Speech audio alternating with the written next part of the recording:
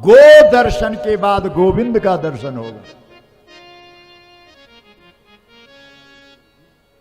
और दर्शन का मतलब देखना ही नहीं होता है। दर्शन शब्द का इतने अर्थ थोड़ी है कि दर्शन का मतलब देखना। योग दर्शन, न्याय दर्शन, वैशेषिक दर्शन, यहां दर्शन बोलो। योग दर्शन का मतलब क्या है? इसलिए दर्शन का मतलब देखना ही नहीं है। गौ दर्शन मतलब गाय के बारे में जानना, गाय क्या है। इसलिए हमारे वेदों गो दर्शन त्याग दिया और उस गोविंद दर्शन के परिणाम स्वरूप, उस गौ दर्शन के परिणाम स्वरूप इस जन्म में मैं ब्रह्मा का बेटा नारद बन करके पैदा हुआ। बोलो नारद जी की जय। अगर आप गौ दर्शन कर लेंगे, गौ को समझ जाएंगे। दर्शन का मतलब देखना नहीं है। दर्शन तो वो भी कर रहे हैं जो कूड़े कचरे में गाय को देख रहे हैं।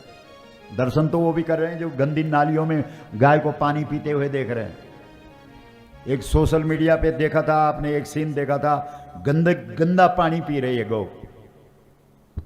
वो कोई दर्शन है?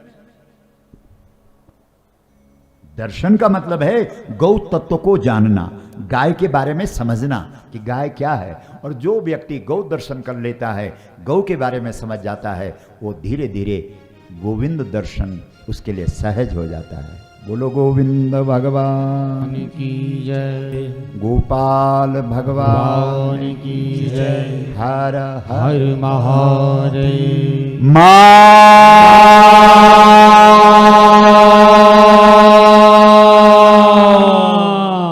ये नारद अवतार है। उसके बाद 14 अवतार है, नर नारायण अवतार। कौन सा अवतार है? नर नारायण। नर नारायण अवतार में भगवान ने दुनिया को क्या दिखाया कि नर बन करके आए और नारायण बन करके, मतलब अगर व्यक्ति नर बन करके पैदा हुआ है और वो तप करता है तो नर से नारायण बन जाता है। बोलो नारायण भगवान की जय। और हमारी जो ये पहाड़ों की धरती है, ये तो तपोभूमि है। यहाँ तो आदमी न भी चाहे तो भी उससे तप हो ही जाता है। कल हमने बोला था, बोलो होता कि नहीं? अरे तप का मतलब कठिन कठिन जीवन जीना। जब सीता जी के जंगल जाने की बात आई कि सीता जी ने वन में जाना है, तो कौशल्या जी डराती है सीता को कि सीता को क्या पता कठिन जीवन कैसे होता है। ये या तो झूले के ऊपर इसके पांव पड़ते हैं या मेरी गोद में पांव पड़ते हैं, ये क्या जाने। इसलिए इसको जंगल नहीं भेजेंगे हम, क्योंकि पहाड़ों का जीवन कठिन होता है। और आप इस कठिन जीवन को हमारे शास्त्र में तप कहा गया। बोलो गौ माता की जय। तो जितने भी आप मातृशक्ति भाई लोग यहां विराजमान हैं, वो सब तपो मूर्ति हैं। आप सब कौन हैं? बोलो। इसलिए पहाड़ के लोगों को ये फोकट में एक चीज मिल जाती है कि वो तपो मूर्ति बन जाते हैं। बोलो गौ माता की जय। जैसे जब नौकरी वगैरह लगती है ना, तो जो आरक्षण कोटा होता है उसको 5-10 नंबर शायद ऐसे मिल जाते हैं ना, ऐसा होता है कि नहीं? तो उसी प्रकार से जब जहां सबका हिसाब किताब होता है, जब हम लोग वहां जाते हैं तो हमारे 7, 10, 15 नंबर इस बात के होते हैं कि हम तपस्वी हैं, क्योंकि हमारा जन्म पहाड़ का है। बोलो गौ माता की जय। हर हर महादेव।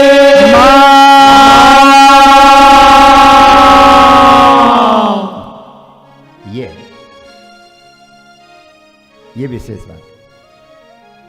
तो नर नारायण, भगवान नारायण ने तपस्या की, नर ने तपस्या की, लेकिन कोई राजस्थान में बैठ करके नहीं की, गुजरात में बैठ करके नहीं की। कहाँ की? जल्दी बोलो। पहाड़ में, बद्रिकाश्रम में। क्योंकि पहाड़ का जीवन सहज रूप से तपोमय व्यक्ति को बना देता है। पहाड़ियों के साथ तपस्या ऑटोमेटिक जुड़ जाती है। बोलो गौ माता की जय। इसलिए आप सब तपो मूर्ति हैं, सब तपस्वी हैं। मतलब कुछ काम भगवान ने जन्म के साथ ही आपके खाते में जोड़ करके आपको यहाँ भेजा है। तपस्या आपके जीवन में सहज है, बस थोड़ा सा भाव हो जाए, थोड़ा सा भगवत स्मरण हो जाए तो हमारा काम तो वैसे हो जाएगा। बोलो गौ माता की जय। तो ये नर नारायण अवतार की बात बताइए। उसके बाद कपिल अवतार है। कपिल अवतार में भगवान ने सांख्य योग का वर्णन किया, सांख्य योग का उपदेश दिया है। सांख्य मतलब संख्या, मतलब गिनती होते हैं ना, जो बोलते हैं गिनती कराओ महाराज। जैसे हम लोग बोलते हैं कि हम लोग सनातनी हैं, हम 14 सत्कर्म करते हैं। क्या क्या हैं वो बोलो, आप गिनती करो। पूजा, अरे बोलो 1, पाठ 2, जप 3, तप, यज्ञ, दान, तीर्थ, व्रत, श्राद्ध, था कीर्तन, योग, ये 14 सत्कर्म है। और इन 14 में गाय जरूरी है। आप देख लो, ये तो नमस्कार धन्यवाद इन 8 गांव का जिन्होंने अभी तक थोड़ी गाय को रखा है। क्यों? अरे पहलवान, ये गाय वाला क्षेत्र है। ये हमारा 6 विश्व रिकॉर्ड हैं सजवान जी, इसके 6। खड़ा उठ तो जरा।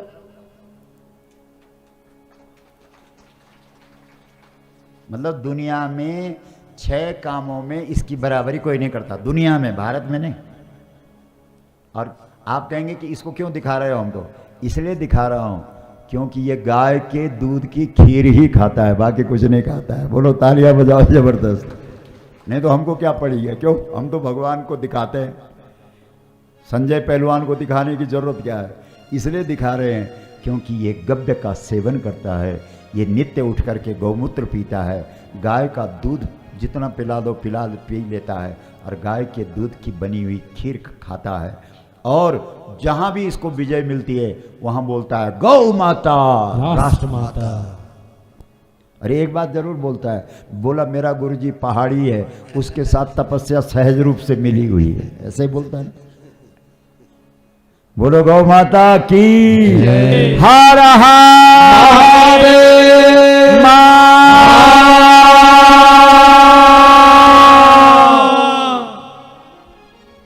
था उनको। बोला जितने पैसे खर्च करने हम करेंगे उसको कैसे बुलाएं? हमने कहा वही बात करो, तो आपके भाई का नंबर दिया था। मतलब लोग लालायित रहते हैं कि यार गाय का गव्य पदार्थ खाने वाला व्यक्ति इतना ताकतवर कैसे हो गए, इतनी ऊर्जा कैसे आ गई? अरे हनुमान जी क्या है बताओ? इतने ताकतवर कैसे हो गए? गौ माता की सिर पर सीता जी ने हाथ रखा था और कहा था अजर अमर गुण निधि सुत हो, करो, बैठ जा बेटा, करो बहुत रघुनायक छो।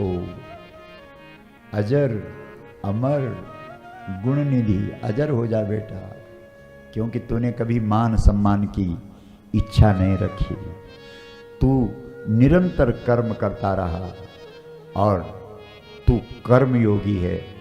जा बेटा तो अजर हो जा, अमर हो जा। बोलो हनुमान जी महाराज की जय। हनुमान